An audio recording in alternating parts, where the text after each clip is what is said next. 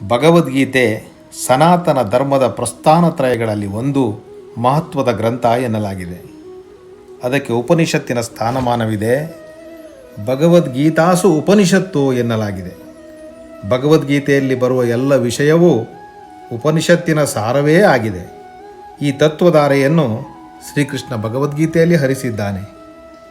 ಭಗವದ್ಗೀತೆಗೆ ಭಗವತ್ವಾಣಿ ಎಂಬ ಹೆಗ್ಗಳಿಕೆ ಇದೆ. ಪಂಡಿತ ಪಾಮರರಿಬ್ಬರಿಗೂ ಇದೊಂದು ಜೀವನದ ಕೈಪಿಡಿ. ಮಾನಸಿಕವಾಗಿ ನೊಂದು ಬೆಂದವರಿಗೆ ಧೈರ್ಯ ತುಂಬುವ ಸಂಜೀವಿನಿಯಾಗಿದೆ.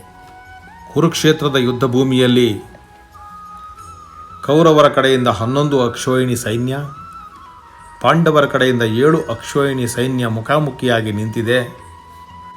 ಯುದ್ಧವನ್ನು ತೊಡಗಿಬಿಡಬೇಕು ಅನ್ನುವ ಸಂದರ್ಭದಲ್ಲಿ ಅರ್ಜುನನಿಗೆ ಎದುರುಗಡೆ ಇರುವಂತಹ ಅಜ್ಜ ಭೀಷ್ಮ, ಗುರುಗಳಾದ ದ್ರೋಣಾಚಾರ್ಯ, ಸಹೋದರರಾದಂತಹ ಕೌರವರು ಇವೆಲ್ಲವೂ ಮನಸ್ಸಿಗೆ ಬಂದು ಬಂಧುಗಳನ್ನು, ಗುರುಗಳನ್ನು ತಾನು ಕೊಲ್ಲಲಾರೆ ಅನ್ನುವಂಥ ವಿಷಾದ ಆವರಿಸಿಕೊಂಡು ಬಿಡುತ್ತದೆ. ಅಂತಹ ಸಂದರ್ಭದಲ್ಲಿ ಆತನನ್ನು ಕರ್ತವ್ಯದ ಕಡೆಗೆ ಎಚ್ಚರಿಸುವಂಥ ಕೆಲಸವನ್ನು ಶ್ರೀಕೃಷ್ಣ ಪರಮಾತ್ಮ ಮಾಡುತ್ತಾನೆ.